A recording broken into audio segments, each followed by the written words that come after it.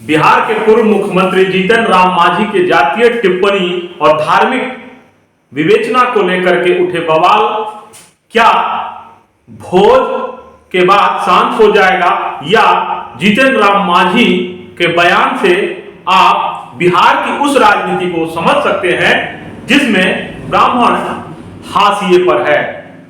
फिलहाल तो जीतन राम मांझी भोज की तैयारी में लगे हैं। 27 यानी कि सोमवार को भोज का आयोजन रखा है, जोर शोर से तैयारी चल रही है। उससे पहले मैं आपको समस्तीपुर के एक भोज की बात बताता हूं। नमस्कार, मेरा नाम है ब्रजमोहन मिश्र और आप देख रहे हैं लेंस.लाइव। समस्तीपुर प्रखंड की चांचौर करिहार पंचायत के पतेली गांव से ये खबर है, जहां दबंगों ने कुछ परिवारों को नजरबंद कर लिया, उनके घरों के रास्तों को बंद कर दिया, क्योंकि उन्होंने उनके आयोजित भोज में शामिल होना पसंद नहीं किया था, उनके यहां भोज में शामिल नहीं हुए थे। अब समझिए कि किस तरह की मानसिकता का ये परिचय है। दरअसल दोनों परिवारों में पहले से विवाद चल रहा था, मामला पंचायती में है, आपस में सुलझाने की तैयारी में है। अब देख लीजिए जीतन राम मांझी भाई साहब, आप भी कहीं अपने निमंत्रण में न आने वालों के घरों को छिगवाने न लग जाइएगा, क्योंकि ब्राह्मण संगठनों ने अपील कर रखी है कि जीतन राम मांझी के भोज में शामिल न हो। इधर समस्तीपुर से ही एक वीडियो देखने को मिला, मुख्यमंत्री की समाज सुधार यात्रा को लेकर चल रही तैयारियों के मद्देनजर साफ सफाई चल रही है, जिसमें बाल मजदूर लगाए जाने का वीडियो समस्तीपुर में वायरल हो रहा है। इसको लेकर भाकपा माले के नेता सुरेंद्र कुमार ने तीखी आलोचना की है और कार्रवाई की मांग भी की है। जीतन राम मांझी के बयान से बिहार में ब्राह्मणों के राजनीतिक हाशिए पर जाने की विस्तार से चर्चा करें, उससे पहले आपको मुजफ्फरपुर के आज एक घटना की जानकारी दे दूं। सुबह से ही सभी चैनलों पर, अखबारों में, पोर्टल पे ये चल रहा है, हमने भी इसकी जानकारी दी थी, लेकिन इसकी एक विस्तृत जानकारी देना उचित समझता हूं। दुखद घटना है। मुजफ्फरपुर के बेला औद्योगिक क्षेत्र में एक नूडल की फैक्ट्री में उसका बॉयलर फट जाता है और उसमें काम करने वाले करीब 7-8 मजदूरों की मौत हो जाती है। सुबह मौत की संख्या कहीं 7, कहीं 8, कहीं 10 तक चल रही थी। आंकड़ों को लेकर के अभी भी अनिश्चितता है, कई मजदूर घायल हैं। घटना को लेकर के जांच चल रही है और जो उसकी तस्वीरें बाहर आई है वो देख करके किसी का भी दिल दहला दे, किसी भूकंप के झटके से कम नहीं था।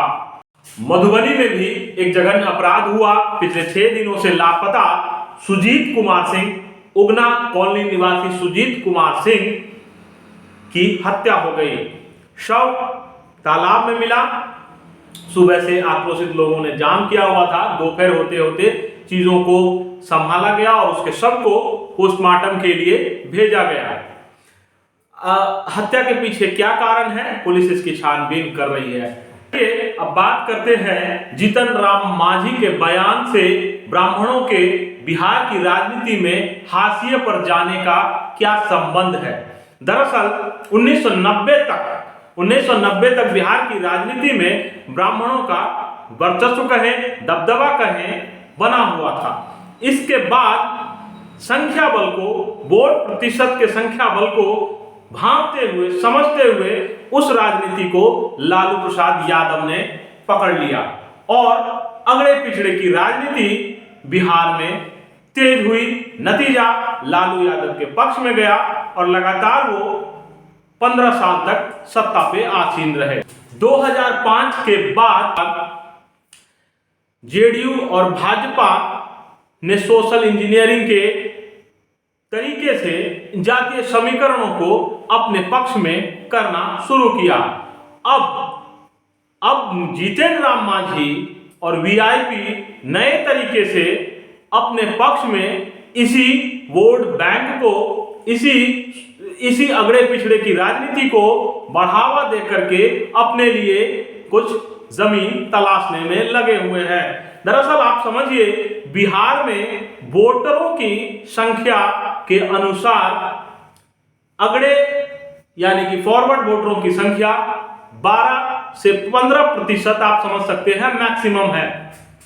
वहीं पिछड़े और अल्पसंख्यक और इन सबों को मिलाकर के 85%। उसमें ब्राह्मण वोटरों की संख्या, अगड़ों में भी ब्राह्मण वोटरों की संख्या 6% के करीब है।